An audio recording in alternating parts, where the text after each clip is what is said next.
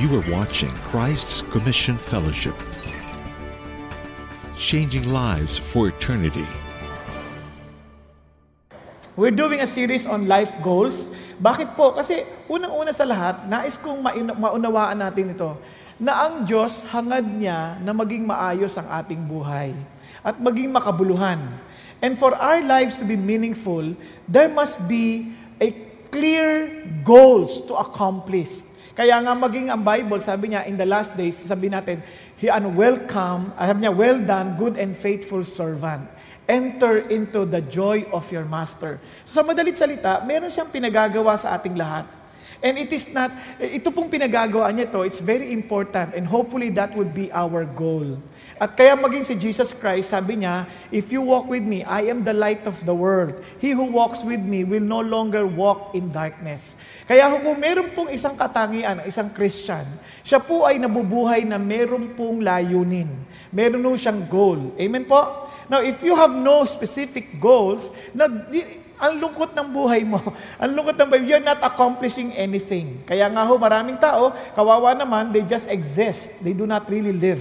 Kaya yun po ang ating pong series. And last time, we discussed about the definition of success. Kaya nga, it's becoming what God wants us to be, and which is to be like Jesus, and to do what He wants us to accomplish, that we may hear Him say, when we have face-to-face with God, well done, good and faithful servants. So nakita natin yan that God is interested with your work.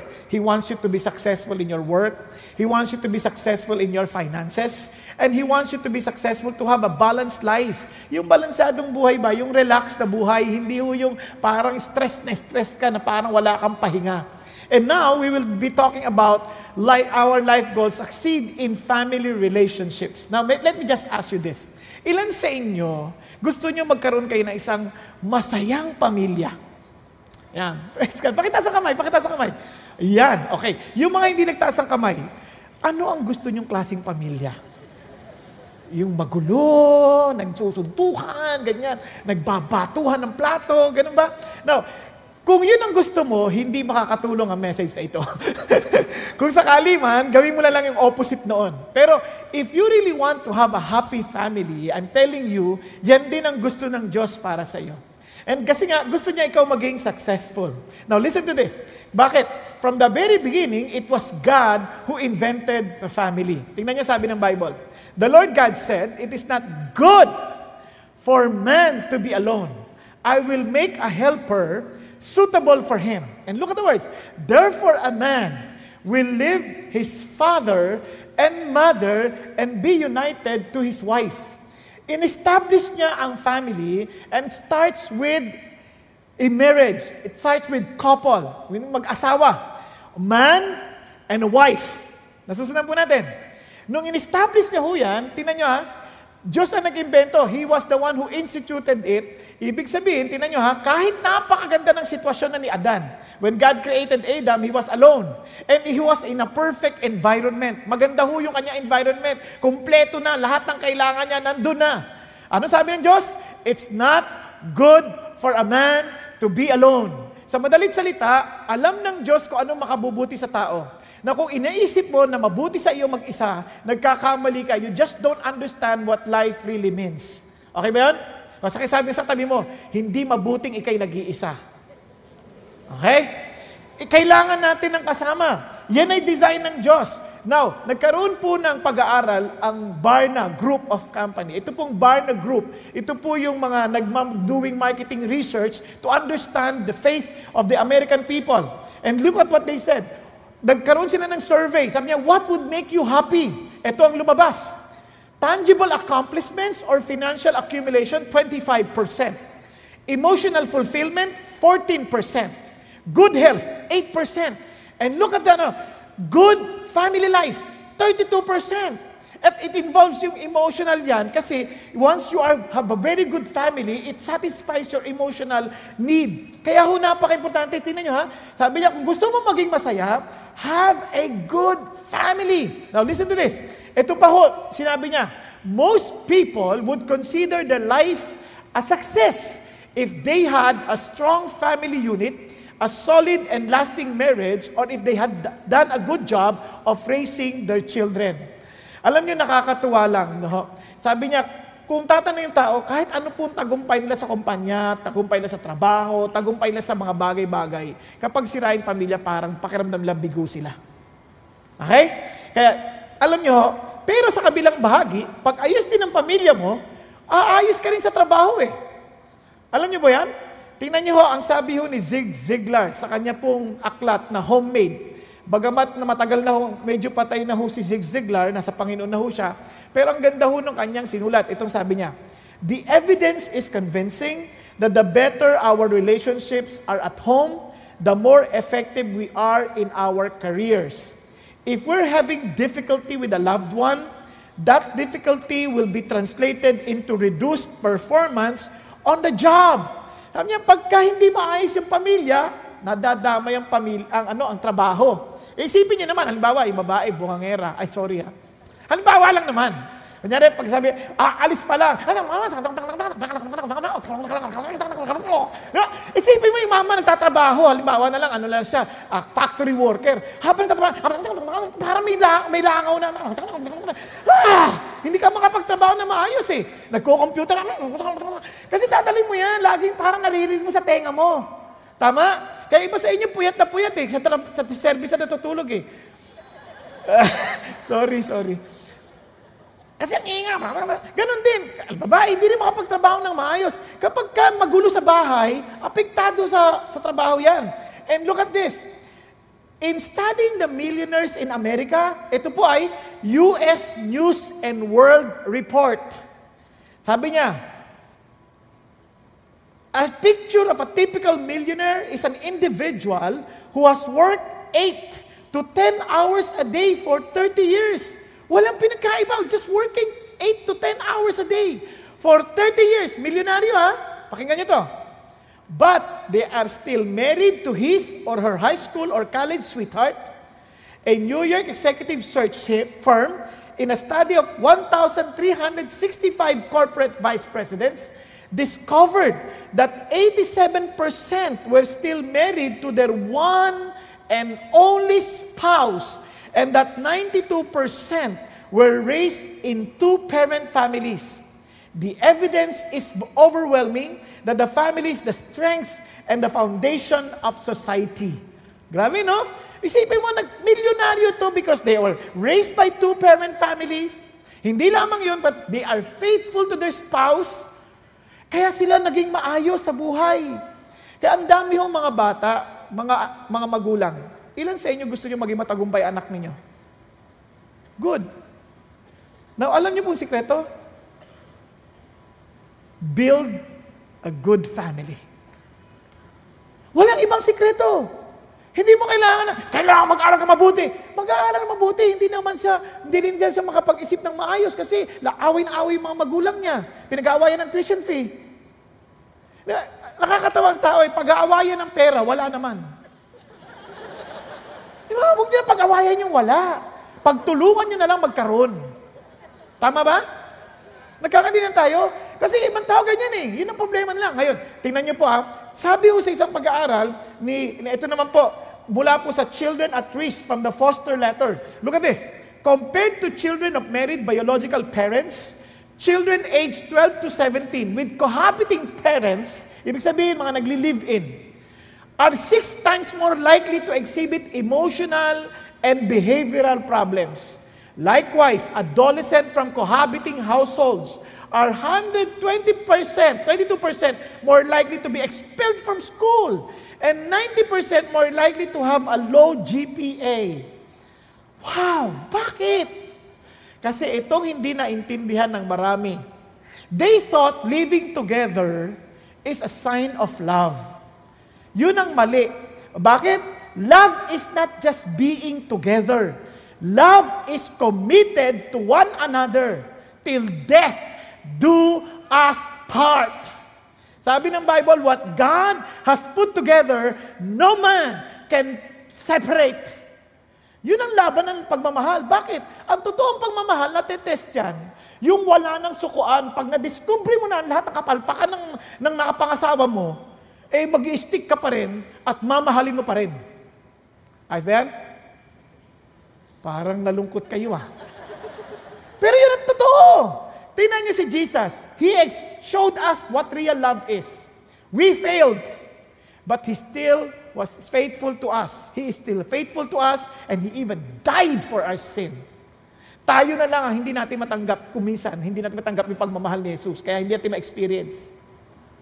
Pero sa totoo lang, siya yung totoong halimbawa ng pagmamahal. Kaya nga sabi ni God, I hate divorce. Bakit I hate divorce? Because true love is faithful to the very end, kahit na nagkamali ka na.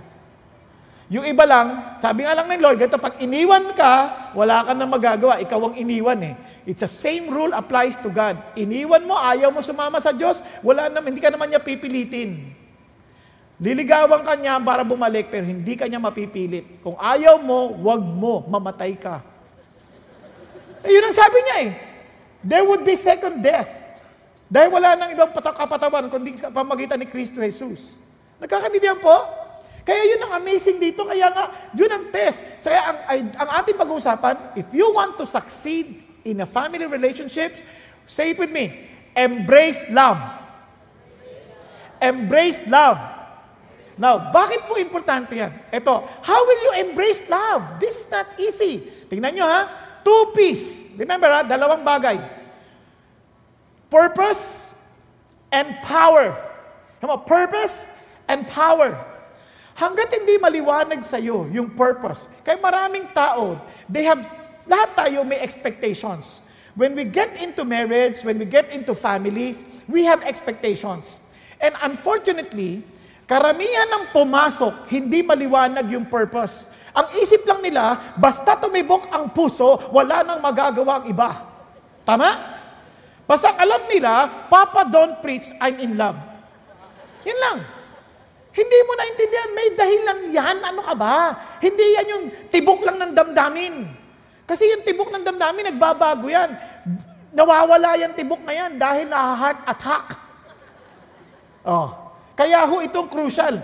You need to understand the purpose to embrace love. And you need to understand the power because love is not something that we can do by our own strength.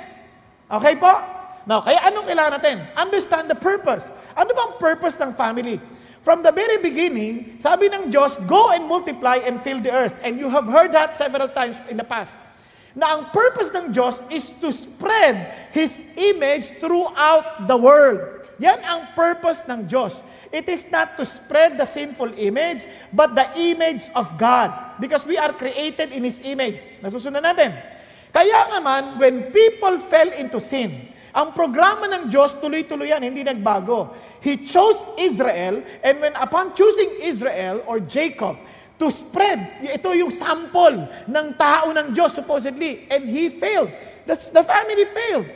Kaya tingnan nyo yung warning ng Diyos. Ito ang purpose, sabi niya, for He established a testimony in Jacob. So nag-establish siya ng patotoo. And appointed a law in Israel, which He commanded our fathers that they should teach them to their children. Tama ba? Ano ituturo? Yung in-establish ng Diyos para maibalik yung image. Sabi nga that the generation to come might know, even the children yet to be born. Ano pansin nyo? Ito yung pinakalayunin. Kailangan itong law na ito na-establish ng Diyos. Ano yung law? Unang law pa lang, love God. Summarize na lang natin. Love God with all of your heart, soul, and mind. Tama ba? And love your neighbor as you love yourself.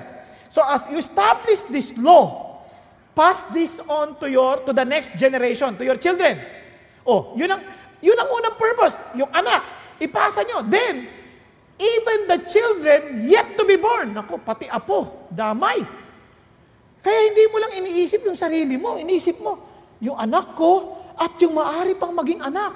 At yung magiging anak-anak pa. Naku it's a continuous spread. Now, tingnan nyo. Sabi niya, and tell them to their children that they should put their confidence in God. Kasi the moment na they put their confidence in God, ano gagawin nila? Keep His commandments. Obviously, they will obey the Lord. And as they obey the Lord, they will see and they will manifest the God-like character. Tama ba? Anong God-like character? Love. Sabi ng Bible, pakinggan nyo mabuti sabi niya, kung ang tao, totoong nagmamahal, hindi mo naman talaga kailangan yung law eh. Kaya lang naman binibigay yung law dahil sa mga hindi sumusunod at hindi marunong magmahal. Tama? O sample. Sa table, kakain kayo. Sa cafeteria. Kung totoo kang nagmamahal, kailangan pa bang ilagay doon, linisin, pagkatapos gamitin? Bakit? Hindi mo kailangan ilagay kung inisip mo nagmamahal ka, may gagamit pang susunod. Kaya dapat malinisan natin itong iwan. Tama? Kaya lang, dahil hindi ginagawa yan ng iba, ilalagay doon dahil hindi sila mapagmahal, kailangan ng batas. Pakilinis, pagkatapos gamitin. Ngayon, pag hindi pa rin sinunod, dudugtungan na. Pag di naglinis, mamamatay. Di ba? May mga ganun na, may pananakot na kasi di sumusunod eh. Tama ba? Nagkakaintindihan tayo? Ganon din. Lahat yan. Kaya yung batas na yan, nilalagay lang yan kapag hindi gila. Sa CR, halimbawa sa CR, hindi mo naman kailangan lagay doon, huwag ubusin ang tissue. Hindi mo na kailangan lagay doon. Naintindihan mo na gamitin mo lang yung kaya mo kasi may ibang gagamit din. Tama? Hindi mo na kailangan ilagay pa doon, i-flash pagkatapos gamitin. Alam mo na may gagamit na susunod, kaya kailangan mo i-flash. Kung wala ka malasakit, biro mo may nag-LBM na ganyan, ay, ang daming kalat, hindi niya naman doon, naku, hindi na siya makaupo-upo, kawawa dito na tumutulog, kawawa naman. Dahil lang sa mga hindi nagmamahal. Nakuha niyo? Nagkakaintindihan tayo? Kaya hindi mo kailangang ilagay. Kaya lang nilalagay yun, hindi nag-a-act in love. Yun ang sinasabi ng Diyos.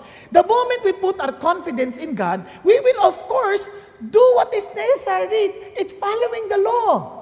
It is expressing God's love. Paano ba si God? God is love. Nagkakaroon ka, embrace God.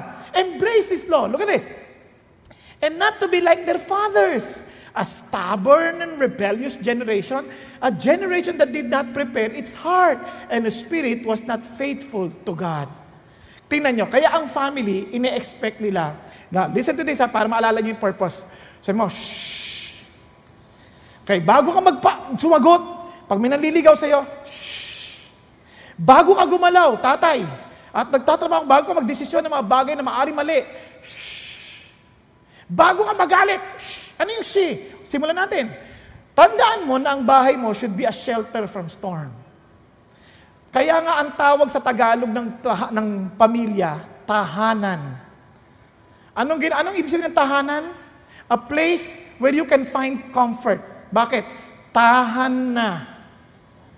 Okay ba yun? Di ba? Kasi bakit? Humaharap tayo ng iba't ibang bagyo sa buhay.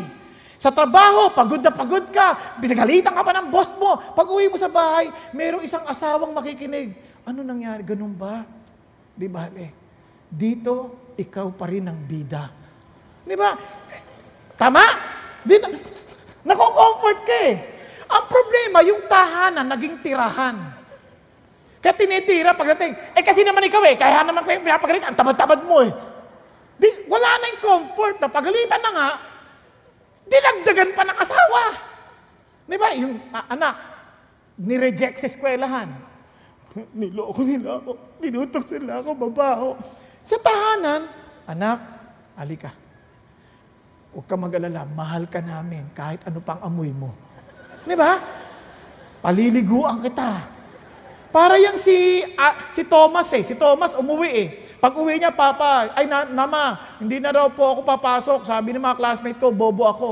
Ha? Huwag ka mag-alala. Tuturuan kita, pumasok ka. Pag uwi niya, Mama, sabi ng teacher ko, huwag na raw ako pumasok, bobo daw ako. Naku, hindi, tuturuan kita. Tapos, Mama, ito na yung sulat ng teacher, huwag na raw ako pumasok, dahil bobo daw ako. Di bali anak, kung ayaw kanila, ako magtuturo sa iyo. Tinuruan. Nung araw na namatay na si Thomas, alam mo ba? Lahat ng buong Amerika nagpatay ng ilaw. Bakit? Dahil sa bobong batang yon, nag-imbento ba naman ng bumbilya? Si Thomas Alva Edison. Dahil merong tahanang mauuwian na magsasabi sa kanya, anak, di bali, andito ako para sa iyo. That's a home. Amen po? Kaya nga sabi ng Bible, reverence for the Lord gives a man deep strength. His children have a place of refuge and security.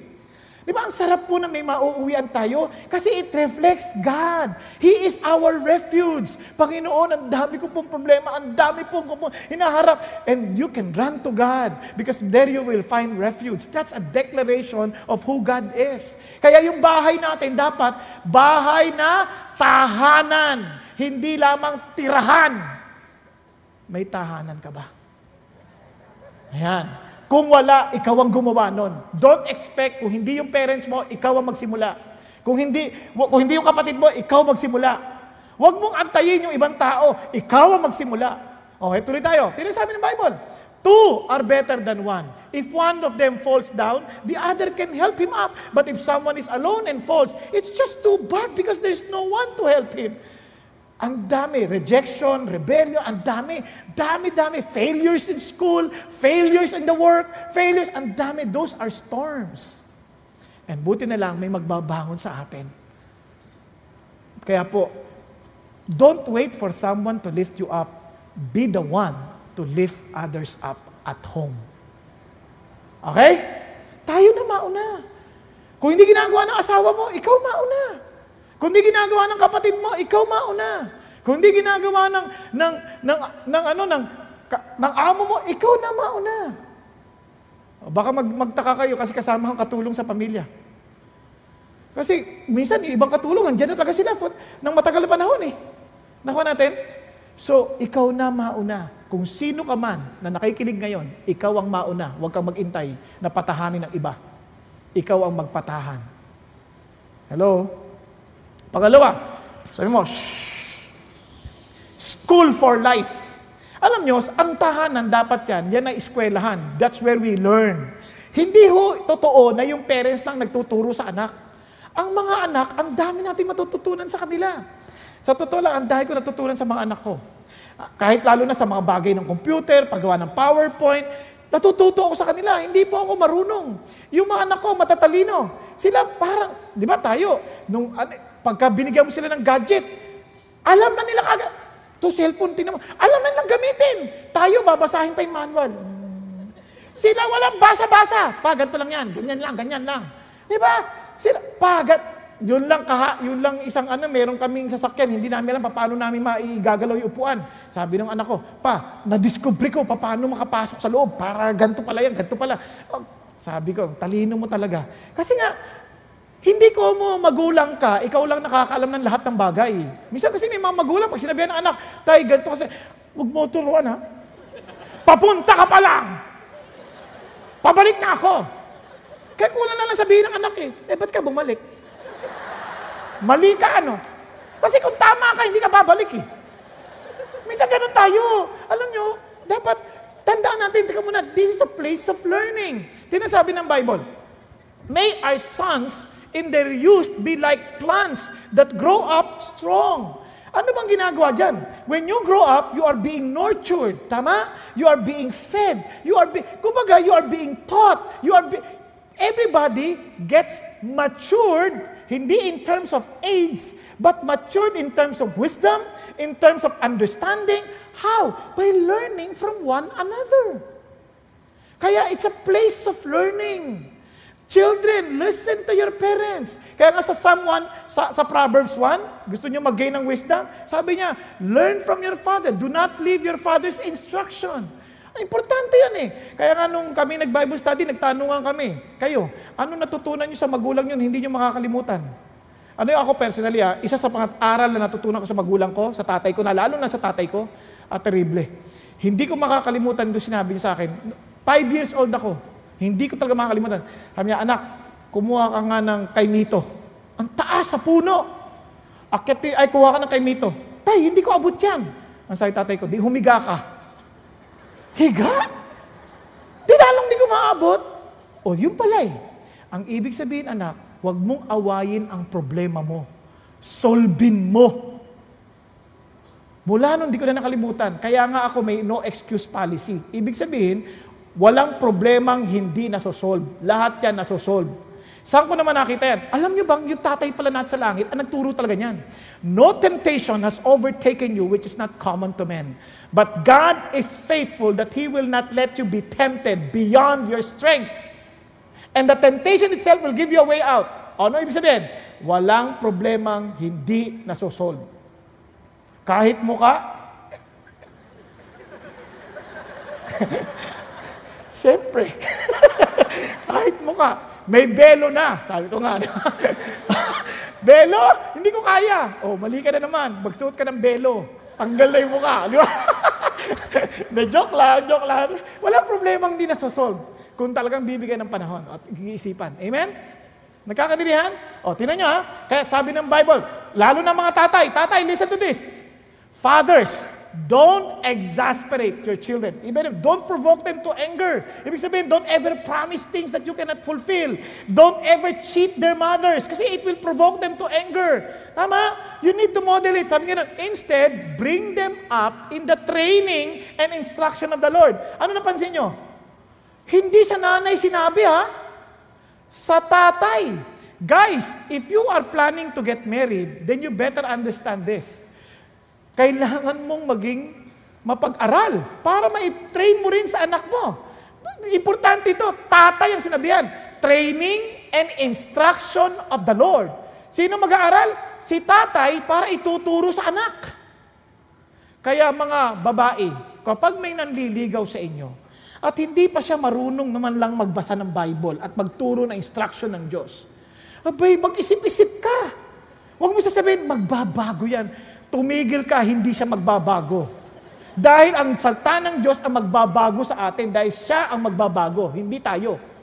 Huwag kayo magpapaniwala na naninigarilyo, sabihin mo, sweetheart, ayoko ng nigarilyo. O sige, hindi na, para sa'yo. Huwag ka magpapaniwala dyan. Pag napangasawa mo yan, trust me, pagka sinabihan mo ulit yan, pakialam mo, pakita dyan. Ako na nagtatrabaho, naninigarilyo ako, gusto pakialam mo na ako. Ganyan ang karamihan. Hindi yung mapatitigilan yung aartihan mo na, ayoko ng sigarilyo. Bahala sa buhay mo. Pag asawa na, iba na usapan. Di ba? Naku, subukan nyo lang. Yung akala mo, yung asawa mo, nakabutahan siya ba? Kalat. Akala nyo, pag napangasawa mo na, maayos na. Sa unang araw, sweetheart, yung damit mo ha, pagkatapos gamitin sa hamper ha. Hamper. Sunod araw, sweetheart, sa hamper. Paglipas sa ilang taon, sinabing sa hamper eh! Hindi mo na rin nakayanan dahil hindi nagbabago. Kaya huwag kayo magpapaniwala. Kaya ako, ang advice ko, huwag kayo magagalit. Advice ko sa inyo, hanapin nyo yung lalaki na nagli-lead na ng D-group. Bakit? Ibig sabihin, nag-aaral yan. Gusto at pinapractice na yung sarili niya, yung leadership niya, how to take care of others. Kaya encourage you guys, start leading your own group. Diba? Para makita nyo, natitrain nyo na yung sarili nyo at maniwala kayo sa akin. Hindi nyo kailangan maghanap ng mapapangasawa. Si God maghahanap para sa inyo. At hindi kayo mawawalan ng matitinong babae. Dahil ang galing ni God maghanap. Nagkakaintindihan? So, crucial yan. Train. Tingnan nyo, sabi sa pag-aaral. Active father figures play a key role, look at the words, in reducing behavioral problems in boys and psychological problems in young women, according to the peer-reviewed journal Acta Pediatrics. Now, ito pang sabi, Swedish researchers found regular positive contact reduces criminal behavior among children in low-income families and enhances cognitive skills such as intelligence, reasoning, and language development. Children who live with both a mother and a father figure also had less behavioral problems than those who just live with their mother. Kaya nyo, sabi niya, may tulong, dalawa sila, pero mas importante yung tatay. Kasi tatay should serve as a model. Tama ba? You serve as a model to our children. Kaya ngayon, ang lungkot. Itong greatest challenge for those who are watching in the internet, yung mga nasa mga OFWs, this is your greatest challenge. How to build that relationship, yung distance relationship. Kasi karamihan ng mga bata ngayon, kaya napapariwara, dahil nga po sa absent yung tatay. Wala ka naman choice. Yung tatay gusto magtrabaho. Now, listen to this. Tay, na nagtatrabaho sa ibang bansa, huwag niyong dadayain ang asawa ninyo. Dahil yun ang model ninyo para maituro niyo sa anak.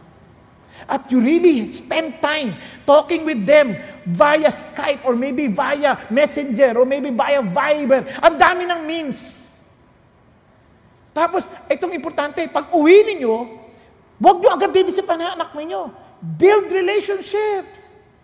Bakit? Kasi nga, itong sabi ng Bible, tinan nyo, these commandments, impress them upon your children. Look at the words.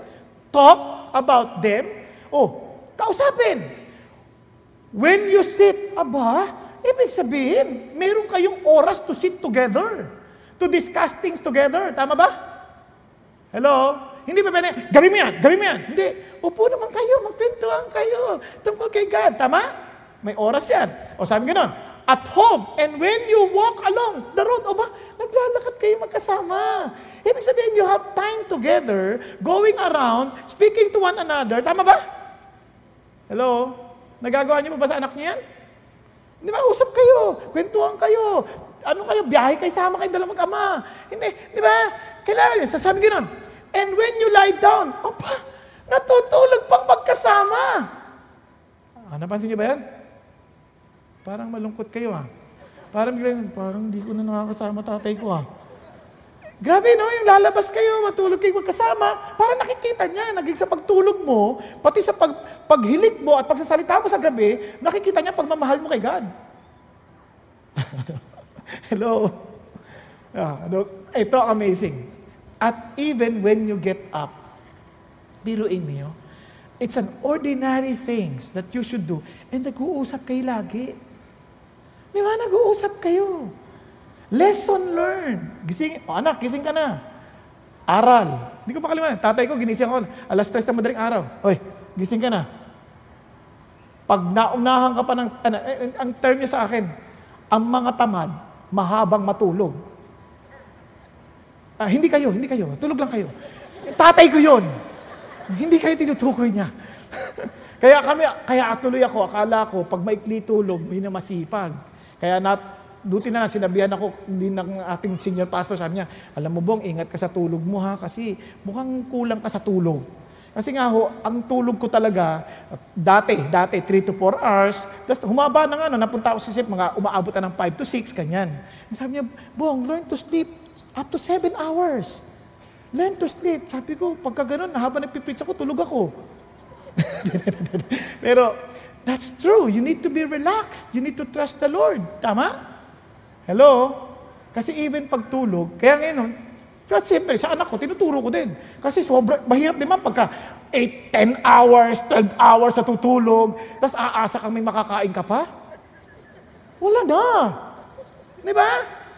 Nakuha? Kaya importante yun. Ibig sabihin, tingnan niyo, in all of this, you have to build relationships. Sabi nga ni Josh McDowell, rules without relationships lead to rebellion.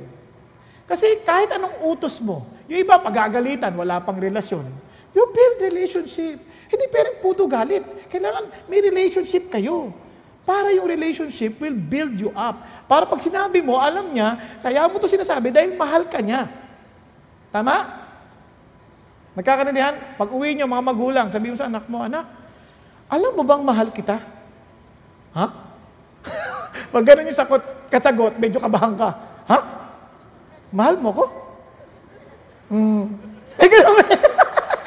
Dili, ganun pa. Totoo? Ibig sabihin, you have something to work on. Now, third, station to enjoy. Wow! Ang purpose dapat maintindihan natin, it's a place to enjoy. Yung bagay ng Diyos, tulad ng sa Diyos, dapat masaya tayo. Ganon sa pamilya. Tingnan mo sabi ng Bible, enjoy life with your wife, whom you love. Diba? Alam nyo, nakakalungkot man sabihin, marami mag-asawa, hindi na masaya sa isa't isa. Diba? Parang nagtitiisan na lang Na dapat naintindihan natin, pag sinisip nyo, bakit nga ba? Ano ba problema? Bakit ba hindi ko na na-enjoy itong asawa ko? Alam nyo, ngayon, habang pinag-iisipan ko ito ng mabuti, ang regalo ng Diyos, may packaging yan. Sa unang taon, ang ganda ng packaging. Pagtakip mo ng gift wrap, minsan yung kahon, pangit na, tama ba?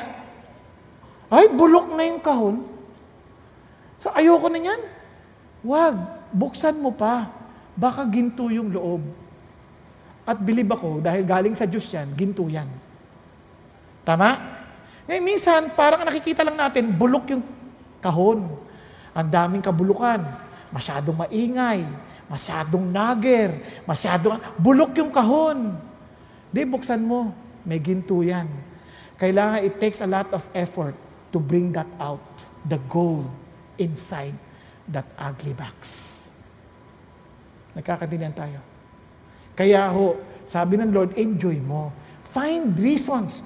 Ano bang, bakit ba binigay ito ng Diyos sa akin? Sabi niya kasi, it's not good for a man to be alone in that He created a woman to be your helpmate, to be his helpmate. So, ibig sabihin, suitable sa akin to. Hindi naman to aksidente. Tama? Andiyan pa kayo? Tingnan nyo nga yung asawa nyo sandali kung kasama nyo. Katabi nyo ba? O, tingnan nyo. Kung katabi nyo, tingnan nyo. Parang, totoo ba? May regalo si God dito.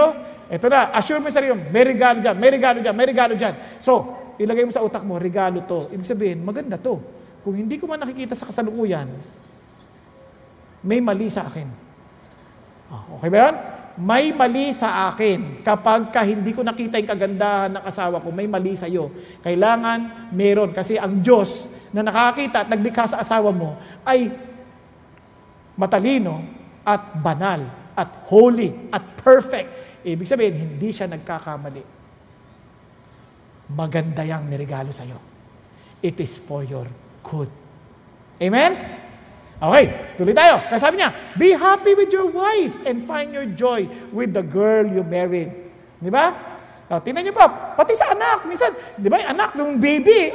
Cute. Ang laki ng fit. Yeah, di ba? Paglaki na ay, ang taba, ang takaw ng anak. Grabe ng mga anak to, napakatakaw. Wala nang tinitira sa mga pagkain sa atin. Ang batu-batugan. Dati, cute. Alam nyo, hindi mali Minsan tayo na lang din ang nagkamali sa pag-unpack ng gift. Kaya sabi kasi ng Bible, children are gift from God. Oh, regalo pala They are His reward. Children are like sharp arrows. Happy is the man whose quiver is full of them. Ano sinasabi rito ng Diyos? Listen to this. Yang anak na yan, para daw yan pana. Anong saysay ng pana kung baluktot? O sino magtutuwid niyan? Ikaw. Pag natuwid mo yan ay sandata mo. Yan ang regalo sa iyo ng Diyos. Alam mo kung bakit? Pupulaan ka ng mga tao sa paligid mo. Pero hindi nila maitatanggi kung anong klaseng anak meron ka. Your children will be your greatest defense. Okay po ba yan? Kaya mga anak, dinidepensahan niyo ba magulang niyo o kayo panira sa pangalan nila?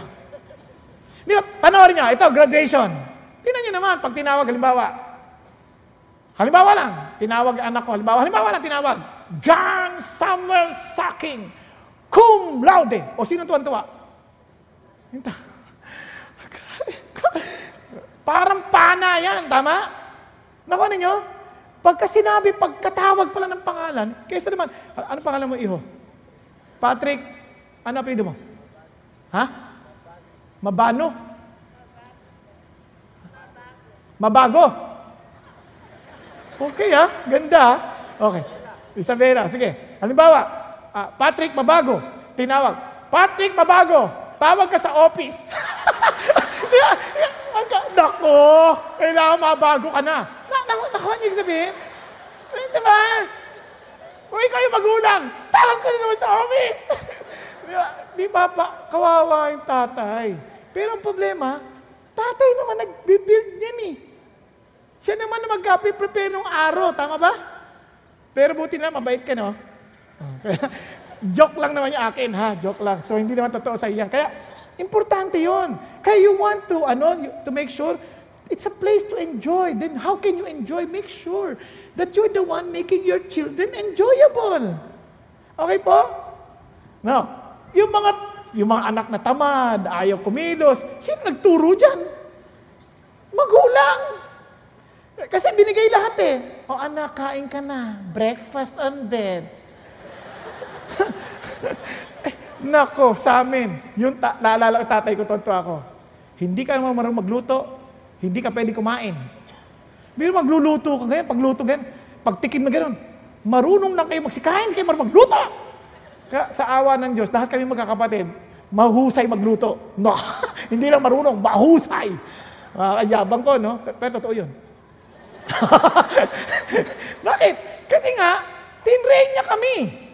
Tinrain niya kami magluto. Naintindihan natin? Kaya, tandaan nyo ha, pag anak ay tamad, sino may kasalanan? Walang sisihan. Walang sisihan. Kaya sabi ng Bible, it must be a place, a station to enjoy. Enjoy your children. Ang sarap kasama ang mga anak. Trust me, ang sarap din ang kabiruan. Kaya kami sa bahay noon, kahit mga bata pa sila, noong sinasayaw ko sila, tutugtog asawa ko ng piano, sasayaw ko sila. Magsasayawan kami kahit hindi ako marunong sumayaw. Bahala na. Basta sasayawan, pagkakantahan. Nagjo-joke kami sa isa't isa. Bakit? Kasi it's a place to enjoy. Parang hindi lang makalimutan, alam mo si Papa, Sese kasama. Di ba sarap ganun marinig? Diba? Hindi, si Papa, halimaw! Nakakatakot yung ganun. Diba? Wala, a place to enjoy. Stead for spiritual legacy. It's a place where we can serve together as a family. It's a place where we can build our children to serve the Lord. Kasi yun ang purpose ni God eh. Kaya sabi niya, tingnan niyo Stephanas and his family were the first to become Christians in Greece. And they are spending their lives helping and serving Christians everywhere. Sarap, no? Buong family naglilingkod.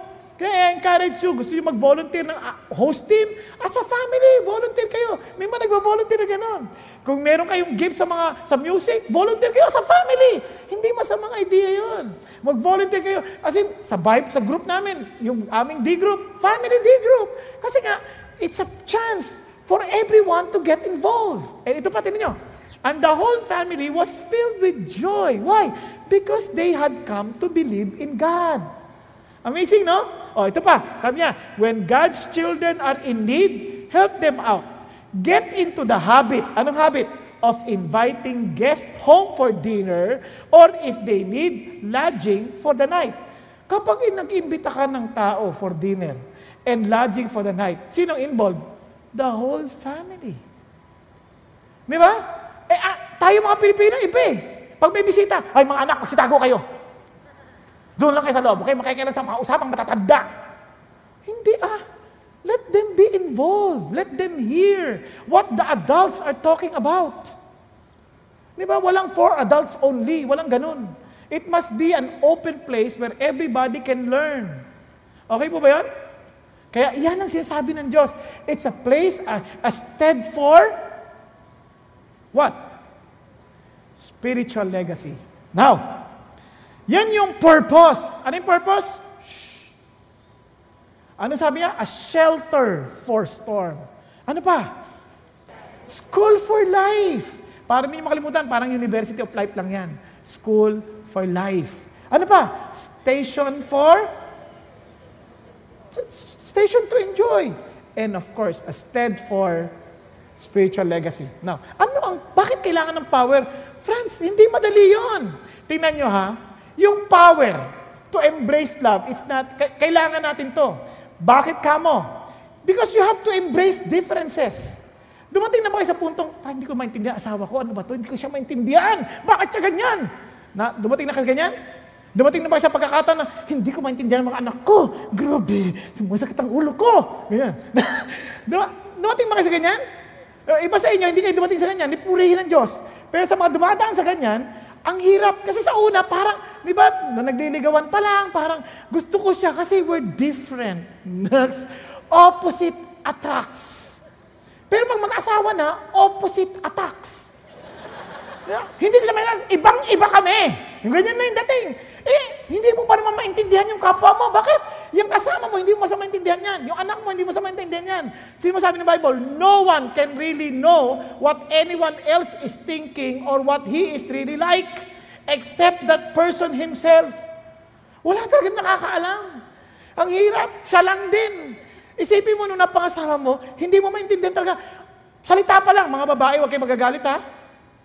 Kaya sabi ng Bible, sabi ng Bible, husband should try to understand the wife you live with. Bakit kaya? Alam niyo bang isa sa pinakamahirap intindihin?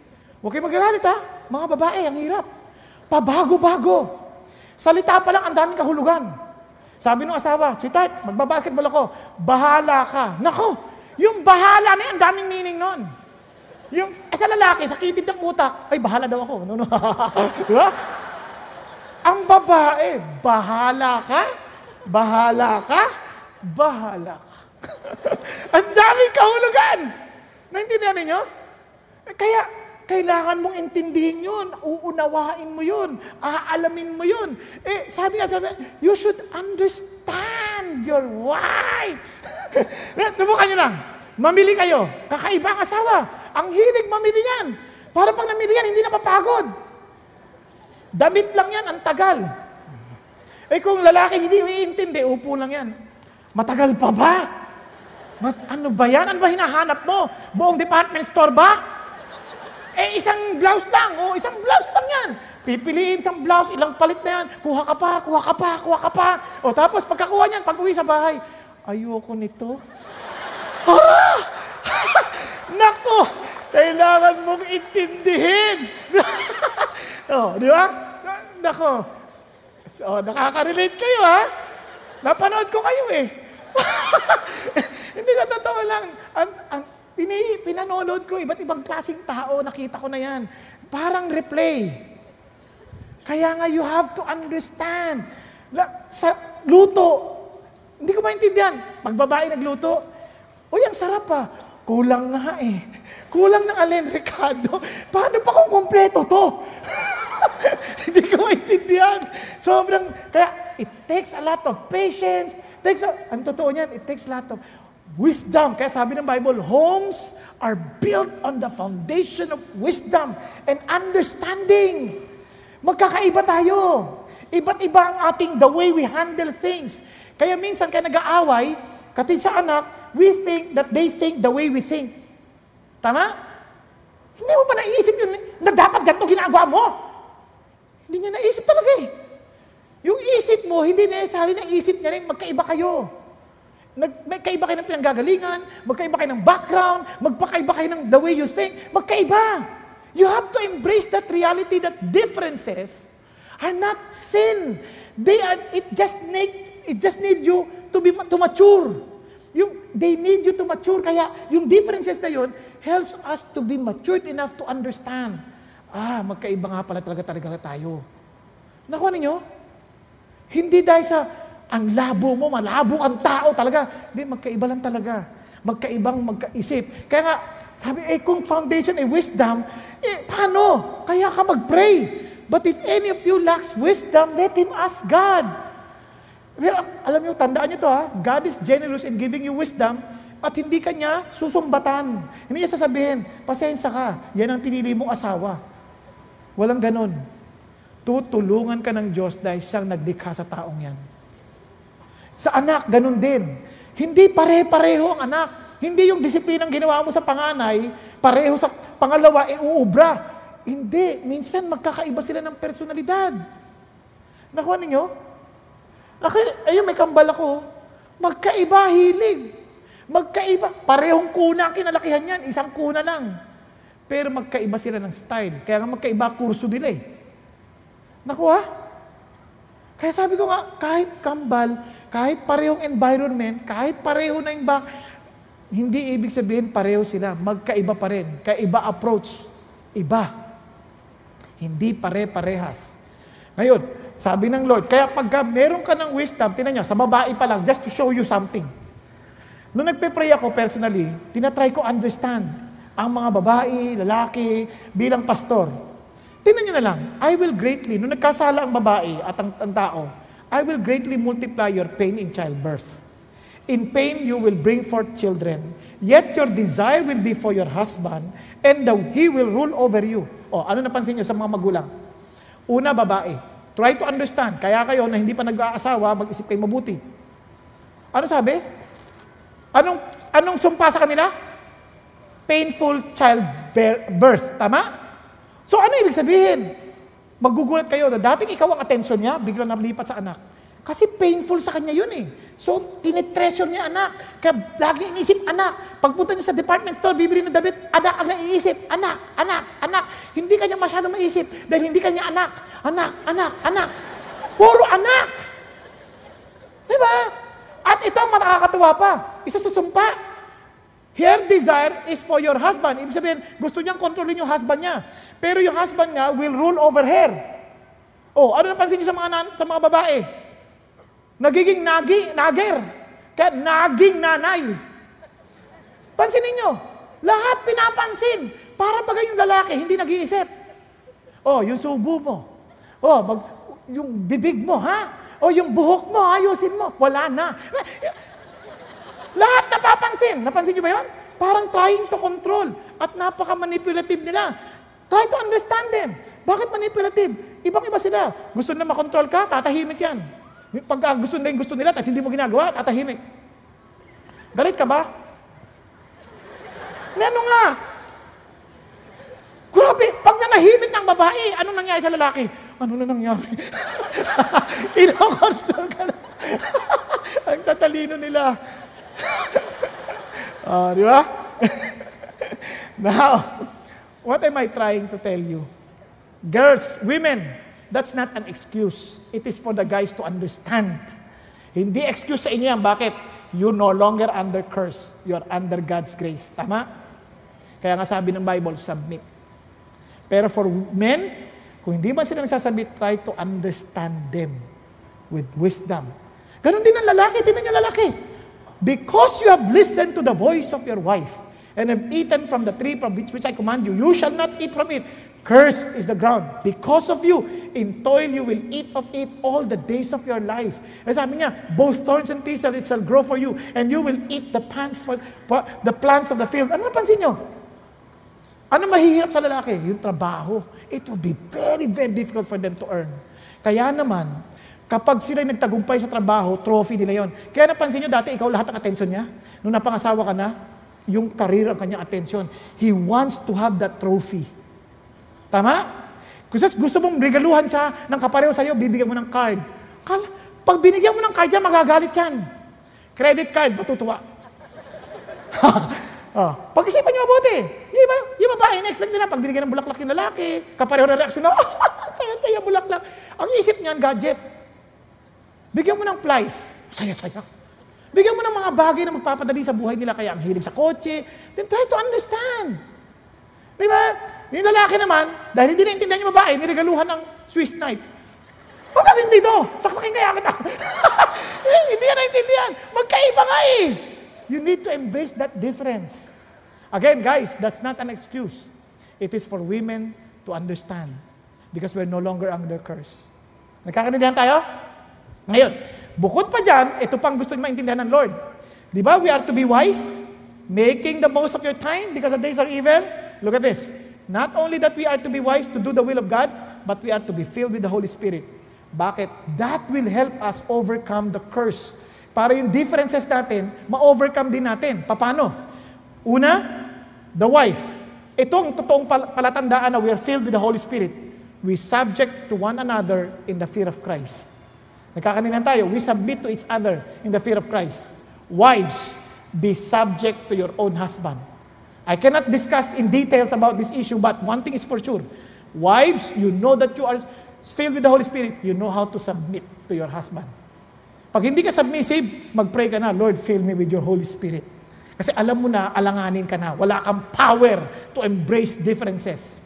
Okay ba yun? Okay po? Same thing with the children. Ito pa.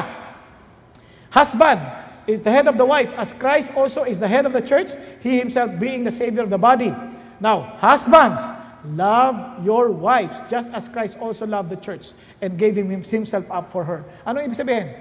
Listen, guys, handa ka bang mamatay para sa asawa mo? Tahimik nyo. Ayun ang sabi. Ang pagmamahal hindi ang feeling na parang, I'm in love with this woman. No. Simple lang. Are you committed to that woman? Handa ka mamatay. Katulad ni Jesus, He gave Himself up for her. Okay po? Kasi bakit? Hindi madali. Dahil, una, to understand, mamamatay ka eh. Sasampulan ko kayo. Yung wife ko, napakasilosa noon. Hindi niya naman siya masisi. Kasi nga, busy ako, busy. Parang wala kayo, parang akong karapatang magselosa na. Kayo naman, kung makatawa kayo, parang nakaka-insulto eh. Di ba, ito. Ganito na. Di, one time, kinumit ko na pag Monday, na-realize ko na ang mali ko, wala akong time enough for her. So pag Monday, talaga nakatalaga na yan for her. So one time, doon sa dati kong pinagsilingkuran sa Diyos, may pinapanood sa aming sine. Ay, na rin Gladiator. Sabi ko sa asawa ko, Monday yon, nood naman tayo ng Gladiator. Sabi ko, para sabi niya, gusto ko mamasyal sandali lang naman yun, tapos pasyal pa rin tayo. O sige, ito bayag naman, maintindihin naman siya. Nung nanonood na kami, hindi ko alam, ang haba pala nun. Ang haba pala nung Gladiator na yun. Napatingin ako sa relo nung magka-climax na. May ilaw pa yung relo ko. Napatingin din siya kasi dilim umilaw Nakita niya yung oras.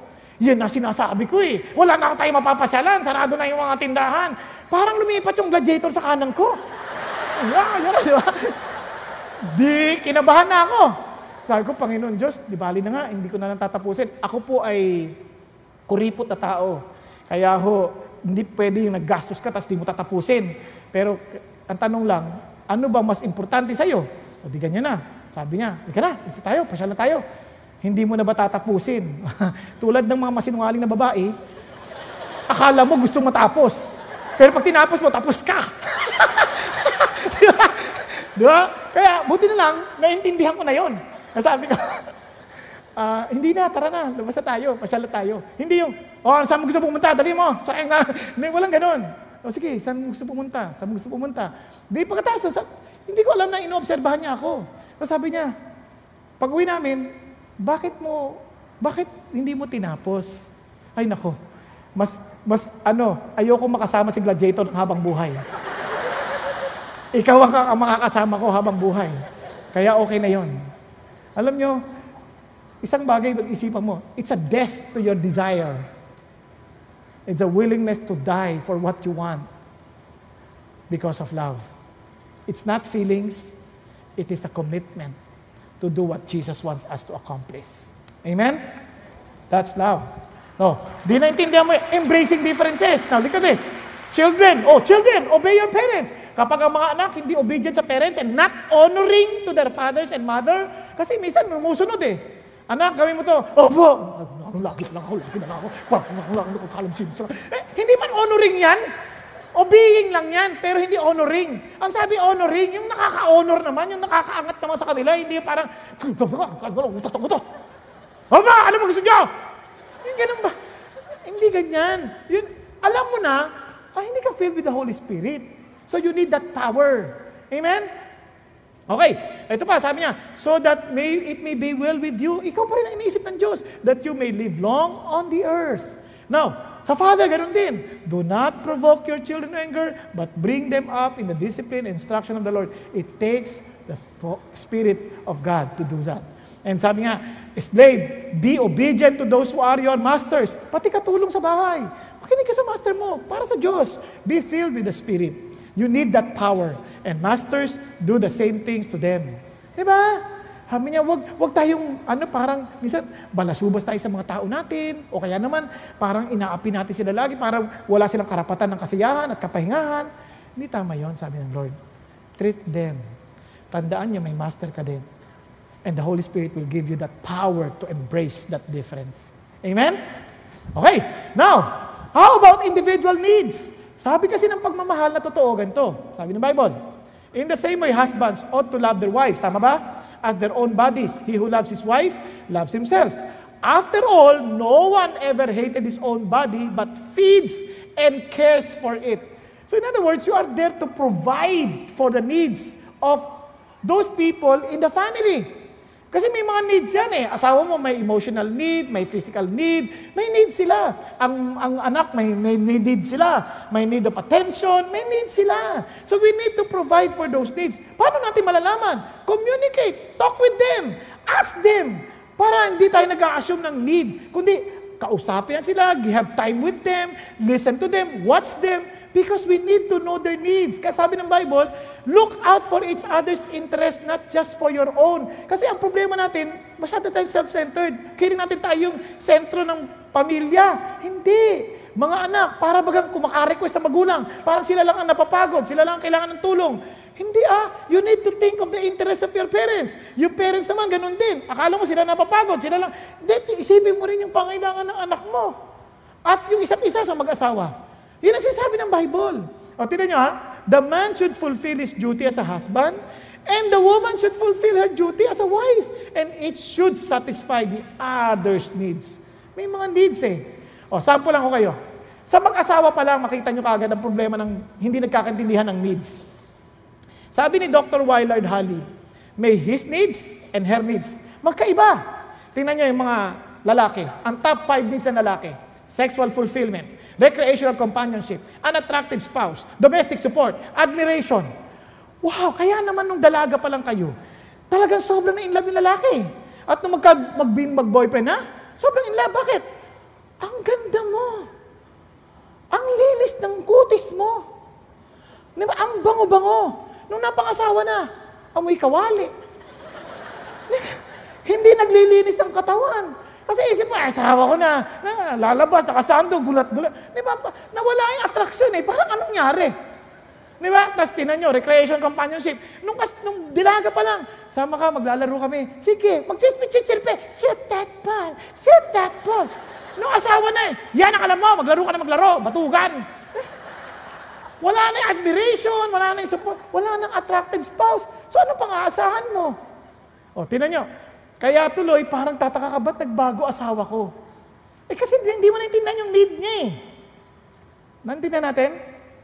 About yung, sa babae, ganun din. Affection. Laging hawak ang kamay. Di ba? Laging inaalalayan. Nung asawa na, nakasakay na sa bus, yung babae nandun, "Hoy, dali mo!"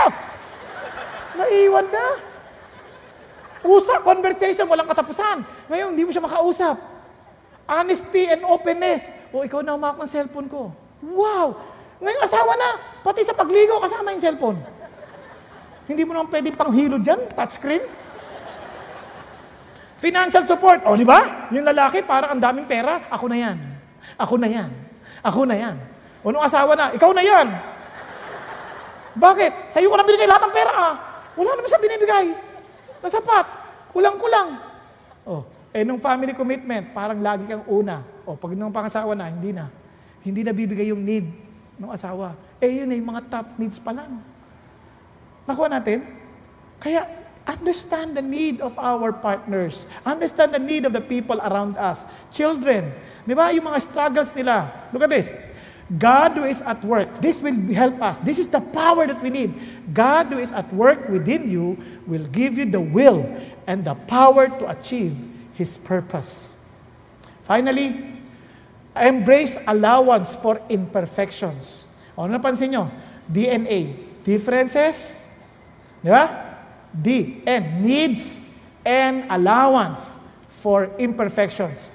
Whether you like it or not, we are imperfect people. We need to learn to forgive.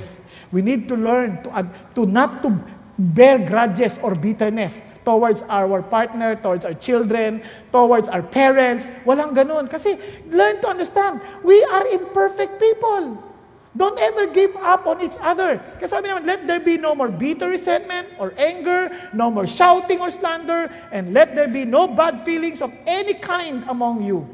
Yan ang sabi ng Diyos. Listen to this. Paano? Sabi niya, be gentle and ready to forgive. Never hold grudges. Remember the Lord forgave you, so you must forgive others. Friends, ano sinasabi ng Diyos? Listen. Kung totoong naranasan mo ang kapatawaran ni Kristo, you will also learn to forgive other people. Because you have no power to forgive if you yourself have not received forgiveness from God. Kaya yung mga tao nagtatanim ng sama ng loob na hindi makapagpatawad ng asawa, bakit? Naka-4 na beses siya, naka-3 beses siya, naka-5 beses siya, naka-7 beses siya, hindi ka na siya mapapatawad! Kung ganyan ang kakayaan ng Diyos, hindi mo na mabilang ang mga pagkakamali mo sa Diyos, pero pinatawad ka niya. Namatay pa nga sa krus para sa iyo. Tama, mali?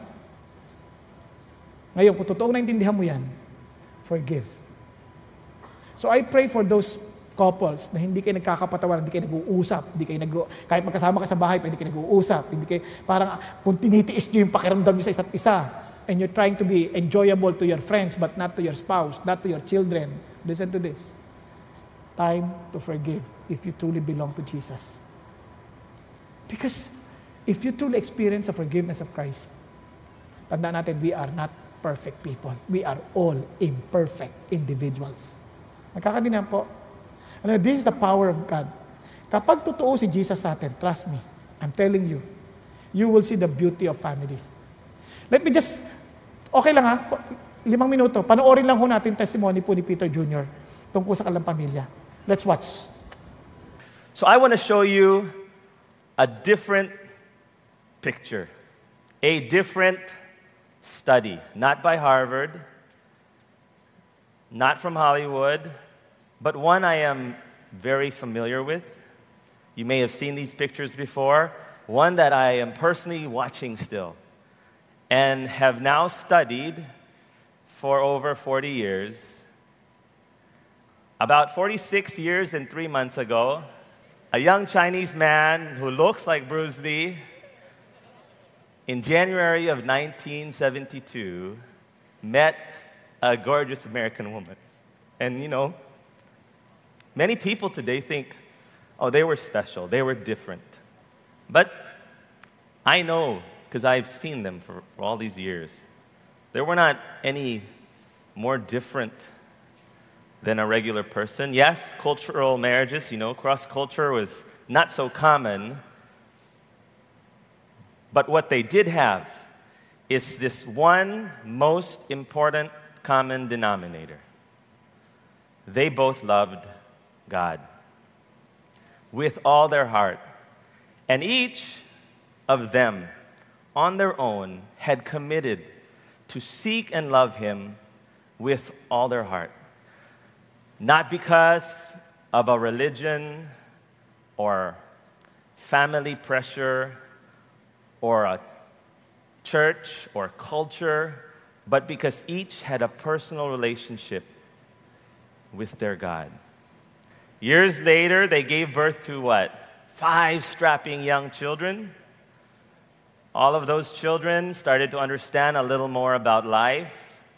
And as they did, this young Mr. Bruce Lee and amazing, I can't think of an actress, but they made it a point to tell each of their children individually about the God they followed and how He wanted a personal relationship with each of them. I remember at about the age of 7, my brother remembers when he first heard about Jesus, I sat on a bed in the corner of a room and my mom was just telling me about Him. And she asked me, do I want to give my life to Jesus? When you're loved by your parents and you see a consistency in their life, what do you say? Yes, I want that Jesus that you follow. And all of us, though immature at first, at some point in our lives, some later than others, me one of the longer ones, decided to take that truth and make it the story of our lives as well. And so 19 grandchildren later, this is a picture of our family. The final bell hasn't tolled. We are still living this life and nothing is promised. But I know individually, each of the children here, and I can vouch that there is a deep love for God, just like my parents. Sabi ni Peter Jr., napakaganda, sabi niya, they grew up from different cultures, but one thing common among both of them. Ano yun? They both love God. That's the power. Kaya ito pong crucial. Alam niyo bakit? This family represents a shelter from storm, as a station for joy. Lahat nandun eh. Alam niyo bakit? Yung isa na-rape. Tinutukan ng baril. Yung isa, naging addict sa games, sa gaming. Di ba? So, kung wala ho yung place na house, na yung naintindihan yung purpose, at yung power to embrace, sasabog ho yung pamilya. Pero hindi ho. Now, may pag-asa ba tayo kung tayo naman paano tayo? Nagkamali na. Paano tayo? Now, listen to this. Ang sabi ng Bible? Love is patient, love is kind, and is not jealous. This love is the love that comes from God. Does not brag, not arrogant, does not act unbecomingly. It does not seek its own, is not provoked, does not take into account a wrong suffered, does not rejoice in unrighteousness, but rejoices in the truth, bears all things, believes all things, hopes all things, endures all things, and love never fails. What have you noticed? Ang totoong pagmamahal ng Diyos na pag napunta sa atin, hindi papasok, palabas. Napansin niyo po? So ito po ang pag-asa nating lahat. Sabi ng Bible, how tremendous is the power available to us who believe in God. The same power demonstrated when Christ was raised from the dead. Wow! Wala ho makapagbabangon mula sa kamatayan ng 3 araw ng nalibing na mabuhay magmuli. Sabi niya, yung kapangyarihang bumuhay magmuli sa Panginoon Jesucristo is the same power available to everyone who believes in God. Amen po? Maaaring sabi niya, patay na ang pamilya namin, patay na ang pakiramdam ko sa asawa ko, patay na. Kayang buhayin ni God yan. Because that same power is available to you who believe. Ang tanong lang, do you really believe? Wala na akong nararamdam sa asawa ko, talaga hindi ko siya mapapatawad. Then time for God's power. Because that power is available also to you who believe. Paano ko gagawin yon? Paano ko tatanggapin yung power na yan? If you confess with your mouth Jesus as Lord, talagang tinanggap mo si Jesus, and believe in your heart that God raised Him from the dead, you will be saved. Ano ibig sabihin nun? Saved from eternal damnation. At saved from your present condition. Because He is not just a Savior from yung eternal problem. Pati sa pang-araw-araw mong problema, ililigtas ka niya. Kung niligtas ka niya sa pinakamatindi, ano pa ba yung iba? Nakuha niyo? But ang tanong, do you accept Jesus really as your Lord and believe in your heart that He is alive? Tayo pong lahat ay yumuko at pumikit. Mga kapatid, kung ang Kristyanismo ay hindi totoo sa bahay natin, hindi mo talaga totoong naintindihan ang Kristyanismo. Because Christianity is not just being religious, it's not a religion, it is the reality of Jesus' resurrection in your life. The very power that raised Jesus from the dead is at work in you to transform you and to make sure that the reality of God becomes true and evident in your life and in your family. Thank you, Jesus. Hallelujah. Ikaw lang nakakaalam ng totoo mong kalalagayan sa buhay. Kapatid, talaga bang si Kristo ang iyong Panginoon? At talaga bang si Kristo ay pinaniniwalaan mong nabuhay na magmuli mula sa kamatayan? Siya'y buhay. Kung saan bubuhayin niya muli sa iyo ang layunin ng buhay mag-asawa, ang buhay ng pamilya. Ang pamilyang tahanan para sa mga bagyo ng buhay. Ang pamilya kung saan natututo tayo sa buhay. A school of life. Ang pamilya kung saan nakikita natin ang kaligayahan ng Diyos. A station to enjoy. Ang pamilya kung saan lalo tayong napapamahal at naglilingkod sa Diyos as stead for spiritual legacy. Kapatid, kapag ito'y totoo, then you will have the power to embrace the differences that we have in the family. Not trying to change them to become like us, but for them to become like Jesus. To embrace also their needs, na maging pangailangan nila yung pangailangan nila parang pangailangan din natin, that we're willing to provide for them. And obviously, to embrace the allowance for their imperfection and for our imperfections. We are not perfect. Forgive. Friends, you need to embrace that purpose and power to experience success.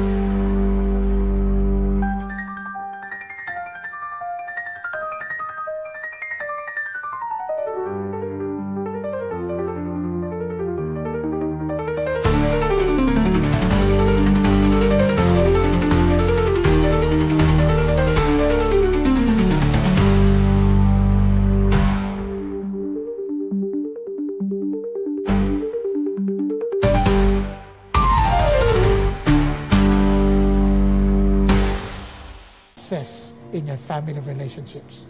Panginoon Diyos, maraming salamat po sa magandang araw na ito. Dalangin po namin aming Ama na aming mga narinig ay hindi lamang po mga salita, kundi maging buhay na salita sa aming mga kani-kanyang buhay. Nang sa gayon, Panginoon Diyos, ito po'y hindi lamang narinig, kundi ito po'y may pamumuhay. At salamat, Panginoon, alam namin, hindi namin ito magagawa kung wala kayo sa amin. Aming Panginoong Hesus, pagharian niyo po ang buhay namin, na sa lahat ng pagkakataon kami po'y mapuspos ng banal mong Espiritu. Nang sa gayon, may pamuhay namin ang layunin at ang kapangyarihan na ipinagkaloob niyo para sa isang pamilya. Sa iyong papurit pagsamba sa ngalan ni Jesus. Amen. Amen. Amen. Pagpalain kayo ng Panginoon.